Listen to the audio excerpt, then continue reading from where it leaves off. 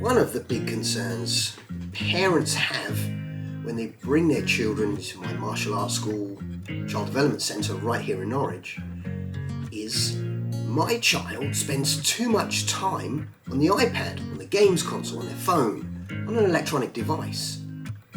They're always laughing, and you can hear them upstairs laughing and joking with their friends. I mean, they'd stay on that thing until 4, 5 a.m. in the morning, if they could, if I allowed them. But I want them to come off that iPad and spend quality time with the family. So the very first question I ask is, who bought them the iPad? Did they save up out of their own money and buy it, or was it you as the parent that bought it for them? And can I ask you a second question? Why did you buy it? And a lot of parents will turn around and say, well, they wanted it, I really care for my child, so I bought them the thing that they wanted. But in reality, wasn't the real reason that you wanted them to go on the iPad was so that you could get on with your things while they were busy doing their thing? We think as the parent that we should be bossing our children around and they should instantly snap at our fingers and have the discipline to do as we say. Well, if we look at that, number one, what is discipline? Discipline means to teach. And in order to teach, their friends are doing a better job than most parents are.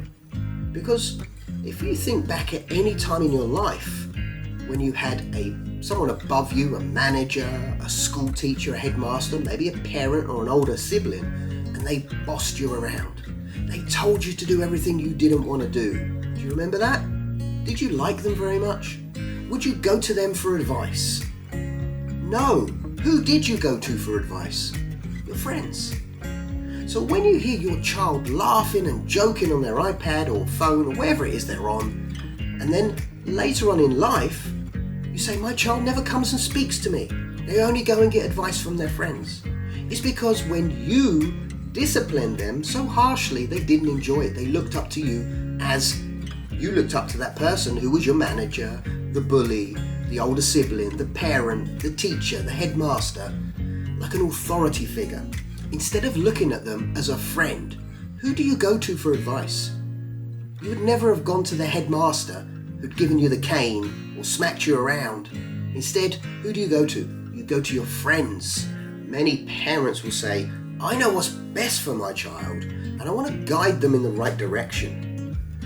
Well, the thing is, do we really know what's best, or are we simply copying what we were taught when we were children? And if we go back in time, did we enjoy our upbringing?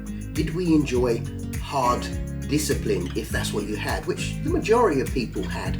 The older you are, the harsher the discipline would have been. It would have been from the belt to beatings to spankings, and then naughty corners and naughty steps, and then harsh words, and then silent treatments.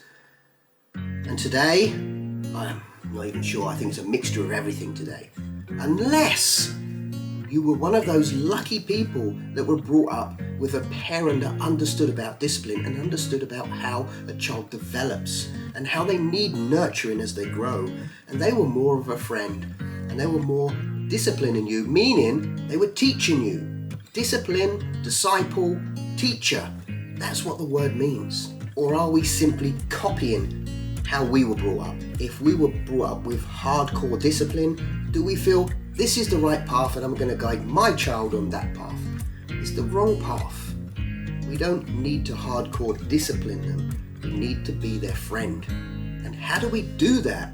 We don't do that by imitating how we were brought up and giving them discipline, because if you discipline and they don't like it, eventually they're not going to like you. If you discipline them, they really don't like it, and they don't want nothing to do with it, and they'll do everything they can to fight the discipline that you're trying to give them, it won't be long before they really dislike you as a parent. And by doing this, you're creating an adverse childhood experience which they're constantly going to connect with you.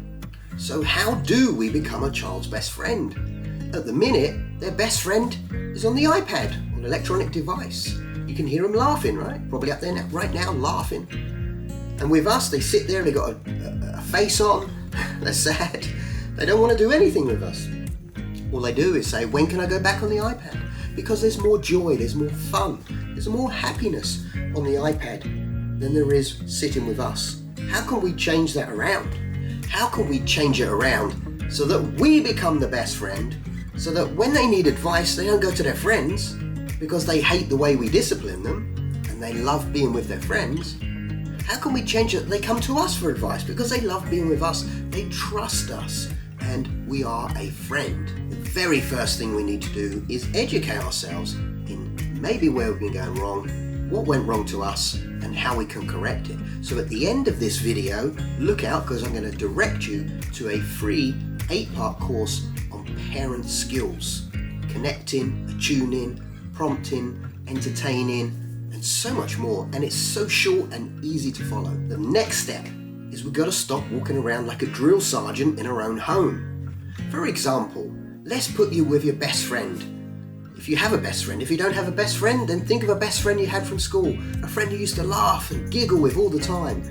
Let's put you two in a room right now, and they're going to pass you a drink. Now, you pass them a drink, and they drop it on the floor and smash the glass and water goes everywhere. Do you turn around to that best friend and say, "You stupid idiot, why are you doing that?" No, what do? You start laughing. "Oh my God, that's so hilarious, we've broken."